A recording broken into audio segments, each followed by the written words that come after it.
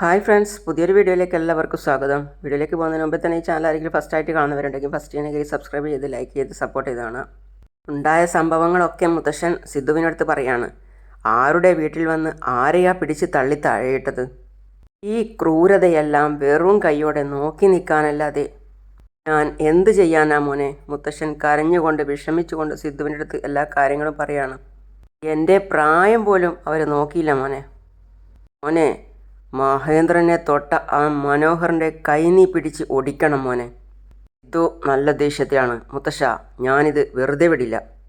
ഞാൻ ഇപ്പം തന്നെ പോയി അച്ഛനോടും അമ്മയോടും സംസാരിക്കാം.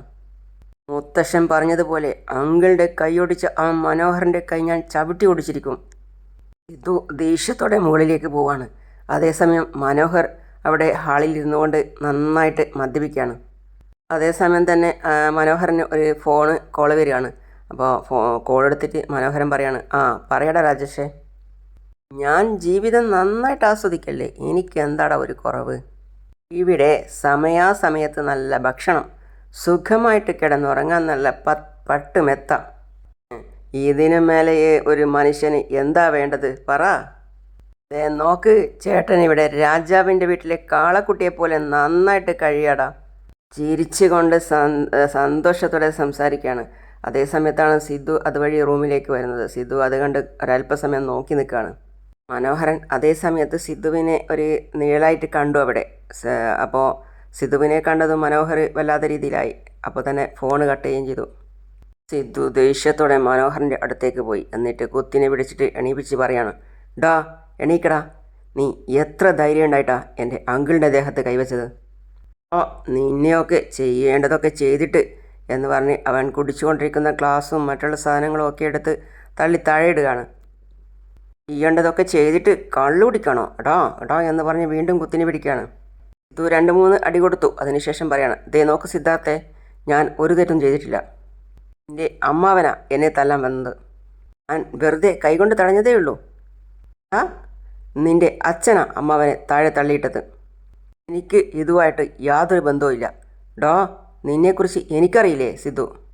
പിന്നെ സിദ്ധു 2 കവിളിലും മാറി മാറി തല്ലുകയാണ്. ഒടുവിൽ അവനെ തള്ളി താഴെയിട്ടു. അപ്പോൾ അവൻ എണീറ്റ് പറയാണ്, എൻ്റെ സ്വഭാവം മാറും. കള്ള റാസ്കിൾ, നിനക്ക് എത്ര അഹങ്കാരം ഉണ്ടായിട്ടാ നീ എൻ്റെ അങ്കിളിൻ്റെ ദേഹത്ത് കൈവച്ചത്? ഈ കൈ കൊണ്ടല്ലേ എൻ്റെ അങ്കിളിനെ അടിച്ചത്? നിനക്ക് ഞാൻ വെച്ചിട്ടുണ്ട് എന്ന് പറഞ്ഞ് കൈ ബാക്കിലേക്ക് തിരിച്ച് ഓടിക്കുകയാണ്. മനോഹരൻ ആർത്ത് വിളിക്കുകയാണ്, എൻ്റെ കൈ കൈ കൈ കൈ കൈ എന്ന് പറഞ്ഞ് നന്നായിട്ട് ശക്തിയെടുത്ത് സിദ്ധു അവൻ്റെ കൈ ഒടിക്കുകയാണ്. അതേസമയം അവൻ സിദ്ധുവിൻ്റെ കയ്യിൽ കടിച്ച് ഓടി രക്ഷപ്പെടുകയാണ്. നിക്ക് എന്ന് പറഞ്ഞ് സിദ്ധു വിട്ടില്ല. അവൻ്റെ പിന്നാലെ തന്നെ ഓടിപ്പോയി ഒരു മുറിയിലിട്ട് പൂട്ടി നന്നായിട്ട് സിദ്ധു പെരുമാറുകയാണ്. നന്നായിട്ട് പെരുമാറിയതിന് ശേഷമാണ് സിദ്ധു പുറത്തേക്ക് ഇറങ്ങിയത്. അടിക്കലടാ എന്ന് പറയുന്നുണ്ട് സിദ്ധുവിനോട്. അപ്പോൾ സിദ്ധു പറയണം, വീണ്ടും അയാളെ എഴുന്നേൽപ്പിച്ചിട്ട് പറയാണ്, നോക്ക്, ഇനി മേലിൽ ഞങ്ങളുടെ കുടുംബകാര്യത്തിലെങ്ങാൻ ഇടപെട്ടാലുണ്ടല്ലോ, നിന്നെ പിന്നെ വാക്കി വെച്ചേക്കില്ല, ഞാൻ വെട്ടി നുറുക്കിക്കളയും. ഞാൻ എൻ്റെ അങ്കിളിൻ്റെ വീട്ടിൽ തന്നെ താമസിച്ചിട്ട് എൻ്റെ അങ്കിളിനെ തന്നെ വെട്ടി പുറത്താക്കാൻ വേണ്ടി നിനക്ക് ആരാണ് ധൈര്യം തന്നത്? പറയടോ. ഇനി ഒരു നിമിഷം നീ ഈ വീട്ടിൽ നിൽക്കാൻ പാടില്ല എന്ന് പറഞ്ഞ് മുകളിൽ നിന്ന് താഴേക്ക് ഇറക്കി കൊണ്ടുവരുവാണ്. വേണ്ട സിദ്ധു, വേണ്ട സിദ്ധു എന്ന് അയാൾ പറഞ്ഞുകൊണ്ടിരിക്കുന്നുണ്ട്. വീണ്ടും സിദ്ധു പറയാണ്, ഇത്ര ധൈര്യം ഉണ്ടായിട്ടാണ് നീ എൻ്റെ അങ്കിളിൻ്റെ ദേഹത്തെ കൈവച്ചത്? അപ്പം മുത്തശ്ശനും മുത്തശ്ശിയും ചായയും കുടിച്ചുകൊണ്ട് തായിരിക്കുകയാണ്. മുത്തശ്ശനും അത് ശ്രദ്ധിക്കുകയാണ്. പക്ഷേ മുത്തശ്ശൻ പ്രശ്നമൊന്നുമില്ല. മുത്തശ്ശി നോക്കി നിൽക്കുകയാണ്. വാ ഇങ്ങോട്ട് എന്ന് പറഞ്ഞ് അയാളെ വലിച്ചിഴച്ച് താഴത്തേക്ക് കൊണ്ടുവരികയാണ്. അപ്പം തന്നെ ചേച്ചി ചായ കപ്പ് അവിടെ വെച്ചിട്ട് എണീക്കുകയാണ്. ചേച്ചി അടിക്കലെന്ന് പറ ചേച്ചി. അയ്യോ എടാ സിദ്ധു, എന്തിനാണ് ഇവൻ അടിച്ചേ? നീ പറയടാ, ഇവിടെ കയറി താമസിച്ചിട്ട് ഇവൻ ആരുടെ ദേഹത്തെ കൈവച്ചെന്നറിയോ? ഇവിടെ ഇനി ഒരു നിമിഷം പോലും ഇവൻ ഇവിടെ ഉണ്ടാകാൻ പാടില്ല. വിടടാ, അവനെ വിട്. ചേച്ചി എന്നെ വിടാൻ പറ ചേച്ചി. അപ്പോഴേക്കും ജാനകി വാസു അവിടെ എത്തി. ജാനകി വിളിക്കാണ്, എടാ സിദ്ധു, എന്താ നീ കാണിക്കുന്നേ? ജാനകി നിന്റെ മോനോട് പറ അവനെ അടിക്കല്ലാന്ന്. സിദ്ധു നീ നിർത്തടാ എന്ന് പറയാണ് ജാനകി. അതുപോലെ തന്നെ വാസുവും പറയാണ്, എടാ സിദ്ധു. ജാനകി ചോദിക്കാണ്, ഇപ്പോൾ എന്തിനാടാ അവനെ നീ അടിക്കുന്നേ? സിദ്ധു ദേഷ്യത്തോടെ പറയാണ്, ഇവൻ ചെയ്ത കാര്യത്തിന് ഇവൻ്റെ കൈ വെട്ടിയെടുക്കുക വേണ്ടത്.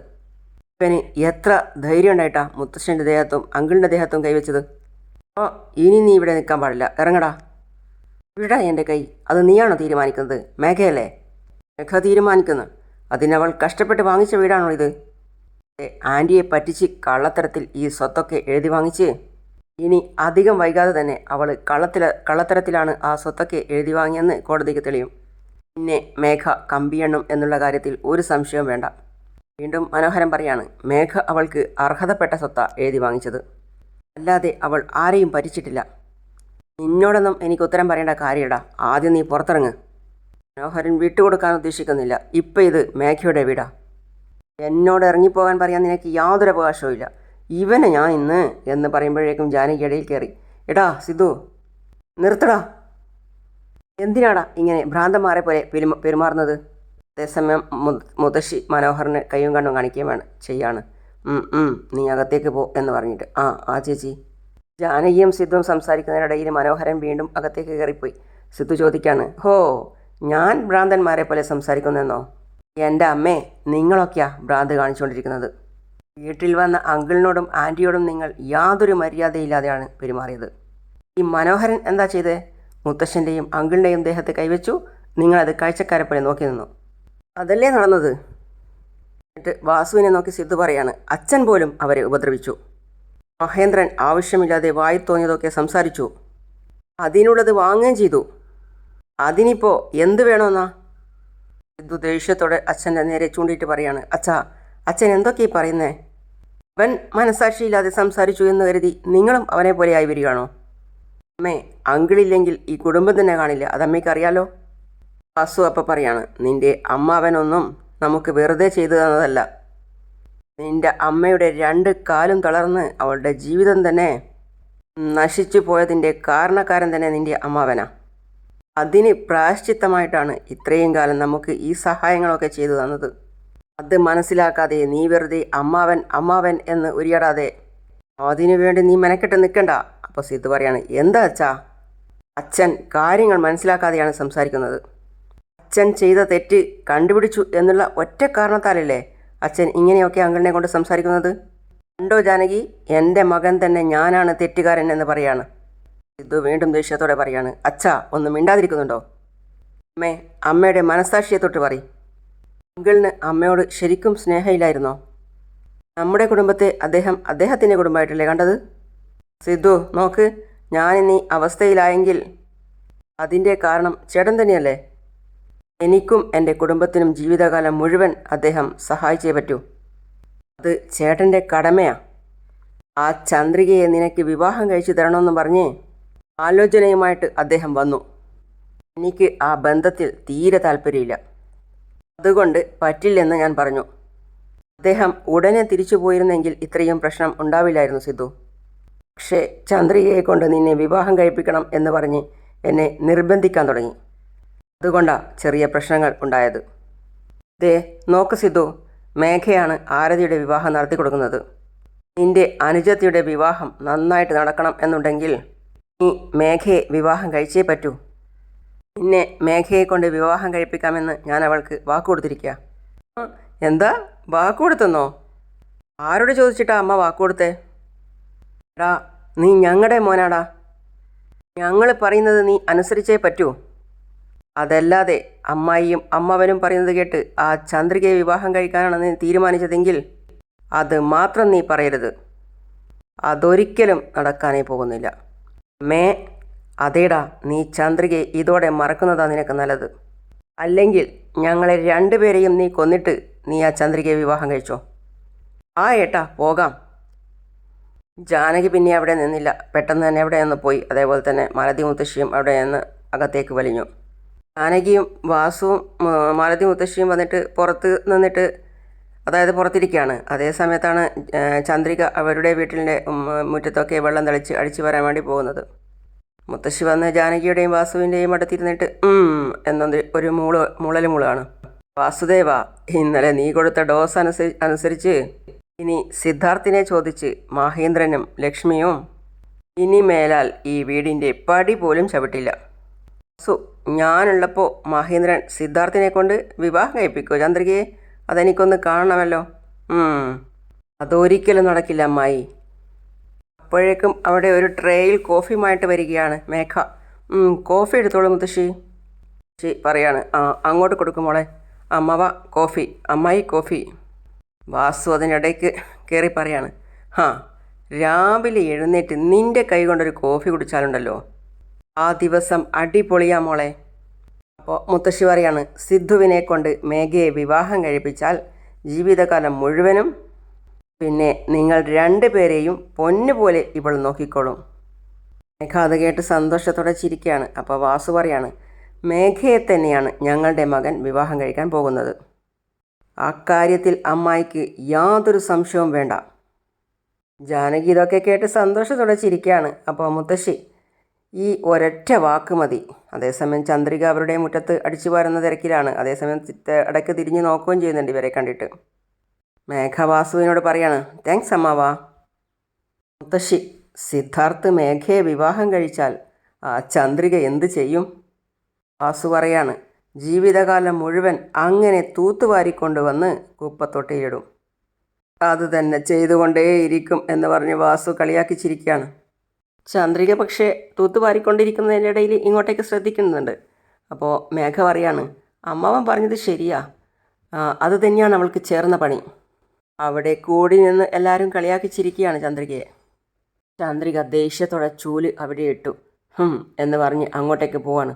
അപ്പോൾ ജാനകി അവിടെ നിന്ന് പറയാണ്, ചന്ദ്രിക ഇങ്ങോട്ടേക്ക് എന്തിനാണ് വരുന്നത്?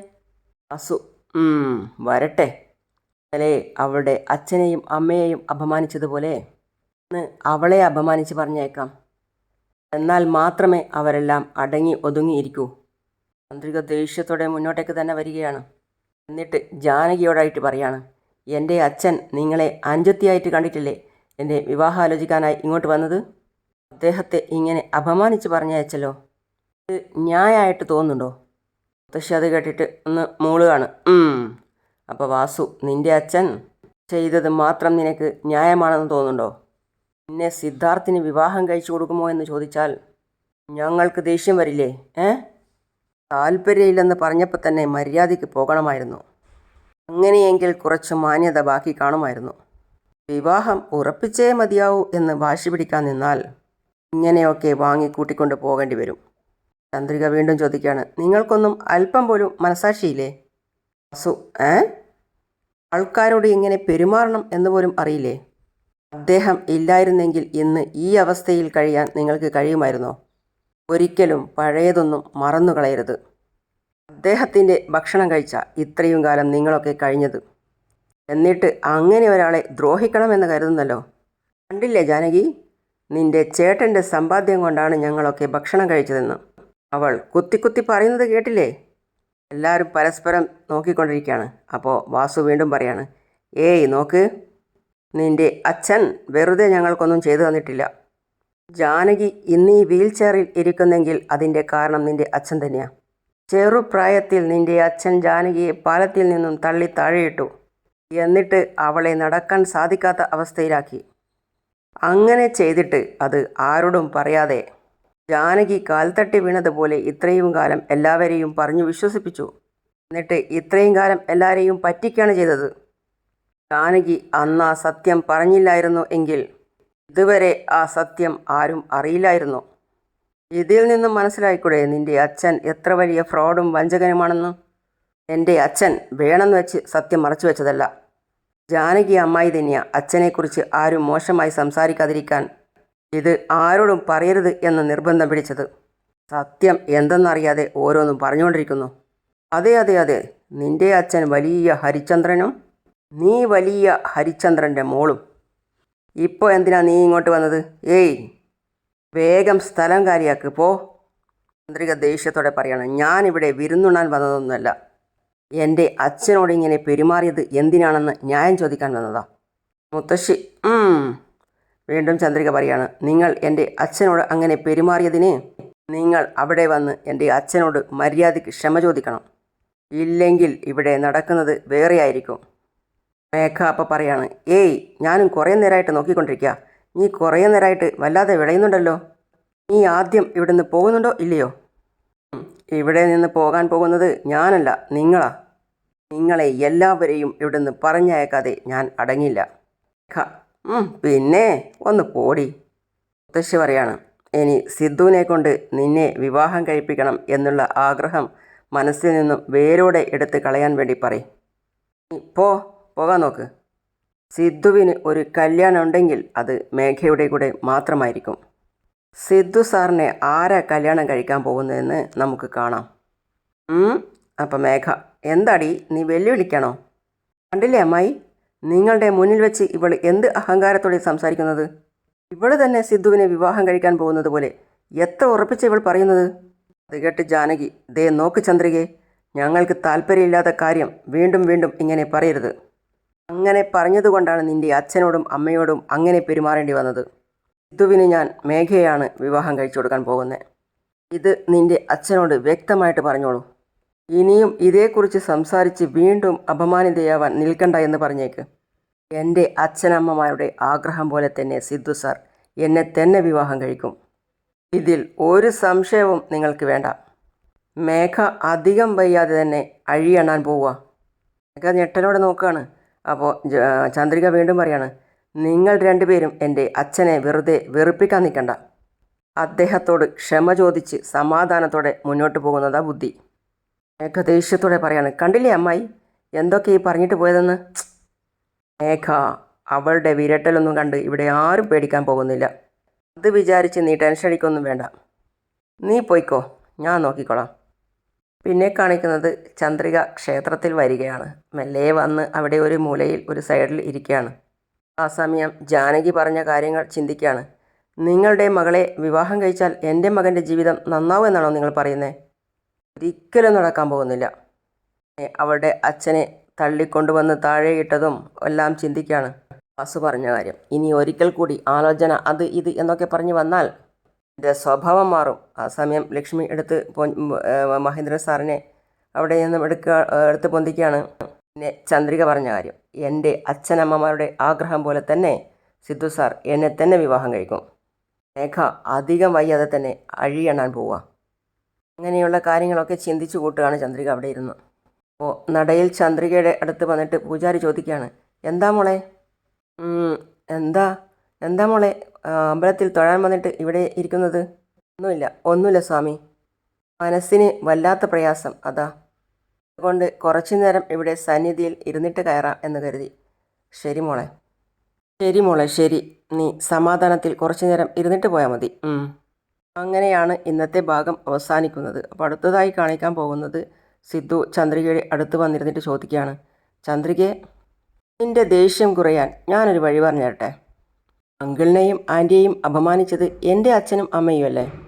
അതുകൊണ്ട് അവരെ ശിക്ഷിക്കുന്നതിന് പകരം ആരോടും പറയാതെ നിൻ്റെ ദേഷ്യം തീരുന്നത് വരെ എന്നെ തല്ലിക്കോ. അങ്ങനെയാണോ? സാറിൻ്റെ അച്ഛനമ്മമാർ അങ്ങനെ പെരുമാറിയതിന് എഴുന്നേറ്റ് നിന്ന് ഒരു 10 ഏത്തോട്ടെ. അത്രയേ ഉള്ളൂ, ദാ ഇപ്പം ചെയ്യാം. അങ്ങനെ എണീറ്റ് നിന്ന് സിദ്ധു ചന്ദ്രികയുടെ മുമ്പിൽ ഏത്തിടുകയാണ്. 1, 2 എന്ന് പറഞ്ഞ് സിദ്ധു ചെയ്തുകൊണ്ടേ ഇരിക്കുകയാണ്. ചന്ദ്രിക ചിരിച്ചുകൊണ്ട് മുഖം താഴ്ത്തിയിരിക്കുകയാണ്. അങ്ങനെയാണ് ഇന്നത്തെ ഭാഗം അവസാനിക്കുന്നത്. അടുത്ത പുതിയ വിശേഷമായിട്ട് വീണ്ടും കാണാം.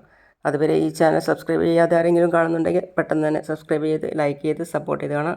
ഫീഡ്ബാക്ക് എന്താണെങ്കിലും അറിയിക്കുക. അപ്പോൾ അടുത്ത പുതിയ വിശേഷമായിട്ട് വീണ്ടും കാണാം. അതുവരേക്കും സീ യു ഓൾ.